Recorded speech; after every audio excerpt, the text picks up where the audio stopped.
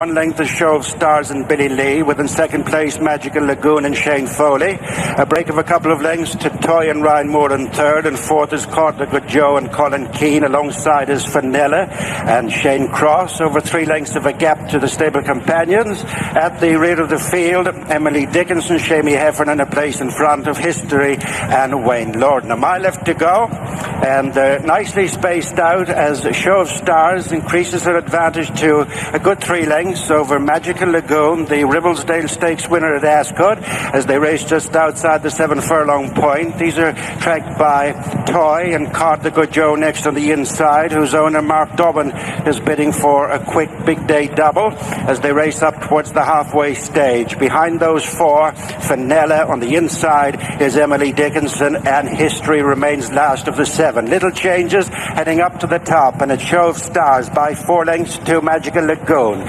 Disputing third place, Toy on the outside of Caught the Good Joe with the back 3, 5 furlongs to race. Fanella, Emily Dickinson and History. They're tightening up, 4.5 furlongs left to go.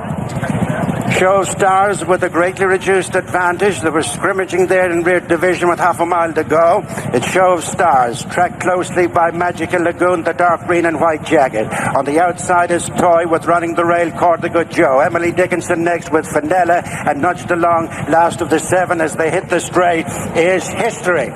Show of Stars with coming there strongly, one off the rail, Magical Lagoon. After them is Toy, Caught the Good Joe right in behind them. Emily Dixon brought to the outside, that History and Fanella, 1.5 to go. Magical Lagoon just strikes the front. On either side, Toy and Caught the Good Joe, there's not much between the 3. Inside the final furlong on the judgment, IrishOaks. It is Magical Lagoon. Toy on the near side is making the finish fight every step of the way. It's Magical Lagoon, Toy on the near side. They're going towards the line. Magical Lagoon has won it!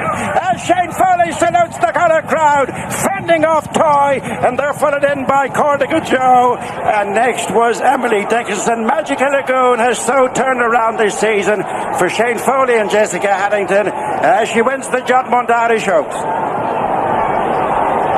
Yes, it's a huge win for Magical Lagoon, the favourite after Emily Upjohn was ruled out following declarations, and she has duly delivered here, backing up that win in the Ribblesdale Stakes at Royal Ascot. Toy, Ryan Moore, it turned out, was definitely on the right one and has made her, look at that on the turn there. We're trying to figure out what happened. Fanella, did she just clip a heel and certainly didn't do History any favours? She definitely faltered a little bit, didn't she? And yeah, didn't do History any favours, but Magical Lagoon, by contrast, got the ideal run through the race. But she is tough. We saw it in the Ribblesdale Stakes when she fended it off Seasilk Road after being headed, and Toy has presented a really strong challenge to her here, but you can see Shane Foley just getting a wee bit lower in the saddle, just about to move up on the outside of the leader, and he's travelled really well into the lead, but Toy is travelling equally well, and Cardigan Joe has travelled well in behind them, so it's been a really good struggle between the 2 of them. They've come nicely clear, but Magical Lagoon, she's tough and she's classy. Yes, it could have gone either way really from this point on, but Magical Lagoon, we saw her battling qualities in that Ribblesdale Stakes at Royal Ascot, and once again here under a strong drive from Shane Foley. She's answered the call. Toy just unable to get past her inside that last 50 yards or so, and probably a neck in it at the line towards Good Joe back in third, and Emily Dickinson, who just rolled around a little bit when she was put out into the clear by Shamie Heffernan, was staying on well at the death, I suppose, as might befit a filly who ran so well over 1 mile and 6 last time. It's definitely a good race to be won with her, but today is very much Magical Lagoon's day in the colours of the owner Zhang Nusheng, who's such a huge supporter of the Harrington Yard. Front 2, I think, have definitely enhanced their reputations. Yeah, absolutely. No, it's a really good bounce back to form by Toy after being beaten in the French Guineas and in the French Oaks. So to get her back, and look, the fact that Ryan Moore was riding her, that raised eyebrows earlier in the week, but not a bit of it. He's on the right one. She was the number 1 Ballydoyle choice. The market told us so. Eventually, that's where the market settled down. She was top of the Ballydoyle string on SPs or on prices, but Magical Lagoon was favourite, and she deserves to be favourite on the back of a Ribblesdale win. She stays this 1.5 mile trip really well. She's a half sister to Novelist, the King George winner, and she's just gritty. She's got a really willing attitude, and she's just about seeing off the challenge of Toy. Great moment for all concerned. Let's go back to Tom to wrap up the result.